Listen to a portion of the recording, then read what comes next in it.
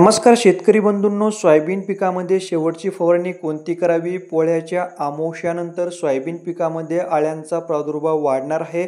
अळ्यांचं व्यवस्थापन करण्यासाठी कोणतं अळीनाशक घेतलं पाहिजे? आज आपण या व्हिडिओमध्ये सविस्तर माहिती घेऊ. मित्रांनो, पोळ्याच्या अमावस्यानंतर पाने खाणारी अळी आणि शेंग पोखरणाऱ्या अळीचा प्रादुर्भाव मोठ्या प्रमाणात आपल्या सोयाबीन पिकामध्ये होत असतो आणि या अळ्यांचा प्रादुर्भाव झाल्यानंतर आपल्या सोयाबीन पिकामध्ये ज्या शेंगा लागलेल्या आहेत त्या शेंगा मोठ्या प्रमाणात या अळ्या नुकसान करतात. त्यामुळे मित्रांनो, चांगल्या दर्जाचं अळीनाशक आपल्याला सोयाबीन शेवटच्या फवारणीसाठी घेणं गरजेचं आहे. त्यामध्ये तुम्ही प्रति 20 लिटर पाण्यासाठी कोराजेन 8 मिली प्रतिपंपसाठी घ्या किंवा ॲम्प्लिगो 10 मिली किंवा इमामेक्टिन बेंझोएट 15 ग्राम किंवा बॅराझाईड 30 ml प्रतिपंपसाठी घेऊ शकता. मित्रांनो, शेंग पोसण्यासाठी आणि टपोरी होण्यासाठी एक विद्राव्य खत घेणं सुद्धा गरजेचं आहे.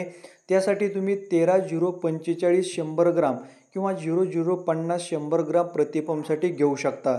आणि जर तुम्हाला शक्य असेल तर तुम्ही यासोबत 20% बोरॉन प्रति 20 लिटर पाण्यासाठी 30 ग्राम जर घेतलं तर खूप मोठा फायदा शेंग पोसण्यासाठी होणार आहे.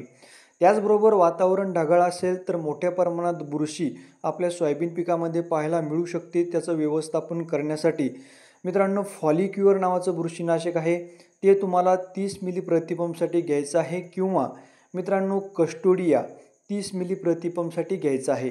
तर अशा पद्धतीने एक अळीनाशक, एक विद्राव्य खत आणि एक बुरशीनाशक घेऊन तुम्हाला पोळ्याच्या अमावस्येनंतर सोयाबीन पिकामध्ये शेवटची फवारणी करायची आहे.